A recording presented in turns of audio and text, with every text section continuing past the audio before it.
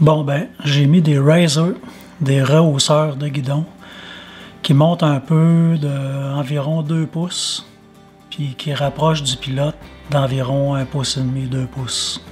Ça, c'est moi le pilote.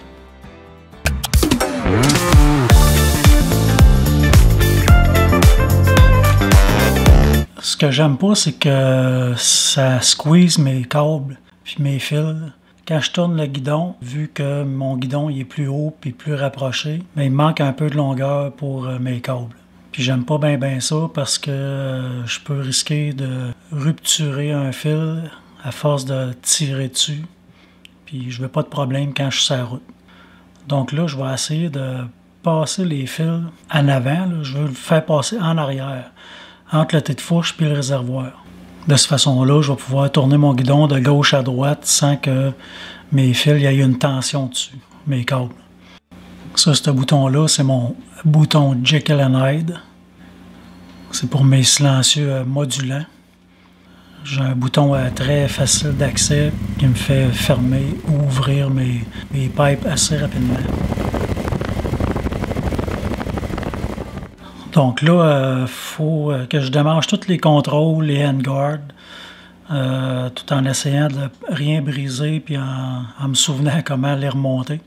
Fait que je vais avoir les surprises en même temps que vous le voyez. I got this feeling I can't describe. This magic in the air, the world has come alive.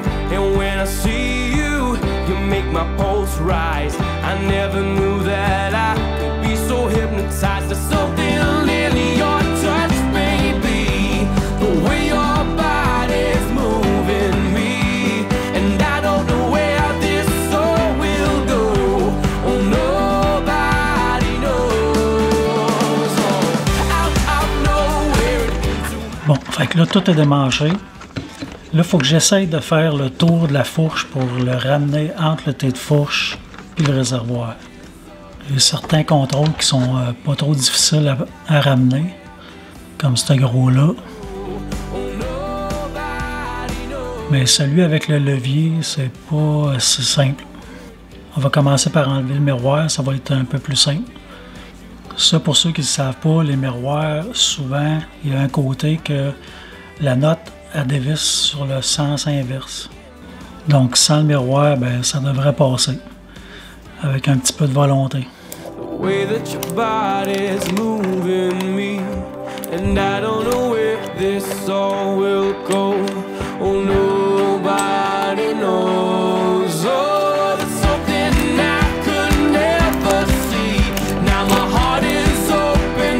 n'y en aura pas de facile qu'ils disent.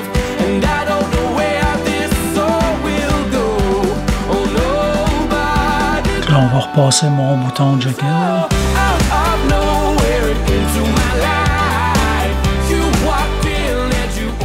Donc là, il reste la poignée chauffante. Je vais couper la tie wrap qu'il y a dans le fond pour voir si je suis capable d'avoir du lousse. Si je suis capable d'aller récupérer du lousse, mais je n'aurai pas besoin de passer mon fil chauffant de l'autre côté de la fourche.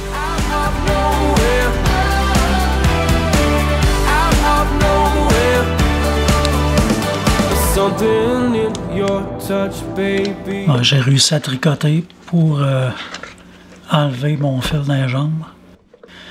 Là, ensuite, je dévisse la hausse hydraulique pour mon embrayage. Je fais bien attention pour ne pas peser sur l'embrayage. Je ne sais pas ce que ça ferait, mais je ne veux pas être obligé de renseigner ça. En passant, je ne suis pas un mécanicien. J'essaye. Donc, mon câble hydraulique est passé. On va pouvoir reconnecter ça pour pas qu'il y ait de l'huile qui coule.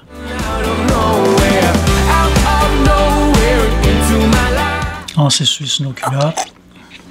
Il ne faudra pas que Manon me voie faire. Je t'ai vu! Donc, je remonte tout ça pour avoir un côté de fait. Là, je sais que j'ai un t-shirt Harley, là, mais il y a quand même du orange, puis ça fait KTM. Fait que mon bouton Jekyll, j'essaie de le rapprocher le plus possible de mon pouce pour qu'il soit facile d'accès. Parce que quand on en a besoin, il faut que ça soit rapide. Et voilà.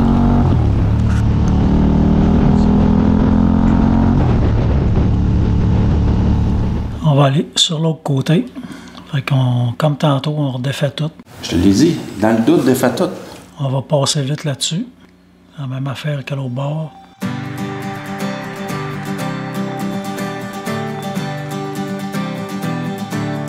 J'ai fait la même affaire sur le Riker à Manon.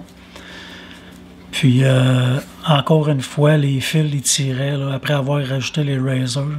Les fils, ils tiraient beaucoup. Donc, j'ai été obligé de tout démancher le carénage pour essayer de couper des tie wraps, slacker les fils, aller chercher du lousse pour pas qu'il y ait de tension et que ça brise le filage. On dirait qu'il y a une sécurité qui a bloqué mon guidon électroniquement parce qu'il n'y a rien de mécanique qui le bloque. Puis là, mon guidon est barré. Ce que j'ai fait, c'est que j'ai rallumé mon bike sans peser sur Start. Là. Puis en pesant sur le bouton gris, ça a leur désactivé le blocage. Donc je sais pas ce que j'ai fait, mais j'avais bloqué le guidon. Fait qu'on recommence notre limbo avec tous les contrôles en arrière de la fourche. Si t'es bon en macramé, tu devrais pas avoir de misère.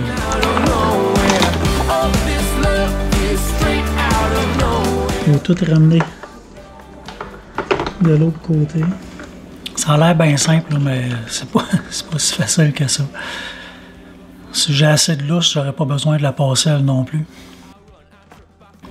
Le sélecteur, la poignée de gaz,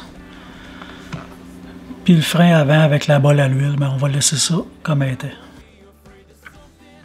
Tantôt j'avais mis des tie wraps, mais là je les ai renlevés parce que j'avais oublié que j'avais des petites attaches en caoutchouc d'origine. Fait que là on voit mes câbles qui ont resté à l'avant, puis ceux qui passent par en arrière. Puis là, ben, j'ai plus de tension quand je tourne mon guidon. Fait que je sais que c'est pas tout le monde qui sont d'accord avec ça, de rajouter des razors, des rehausseurs de guidon. Je devrais conduire, quand je conduis debout, plus penché. Je voulais vraiment me pratiquer puis conduire souvent debout pour devenir vraiment à l'aise. Puis là, ben, ça faisait que d'être penché, pour moi, c'était compliqué un peu. C'était plus exigeant. Donc, c'est pas extrême comme rehaussement, puis moi, je trouve ça parfait. Mais je sais que c'est mitigé comme sujet. Mais pour ceux qui sont intéressés, ben, voyez, c'est comme ça que moi j'ai fait pour pas avoir de problème. J'ai réorienté mes câbles.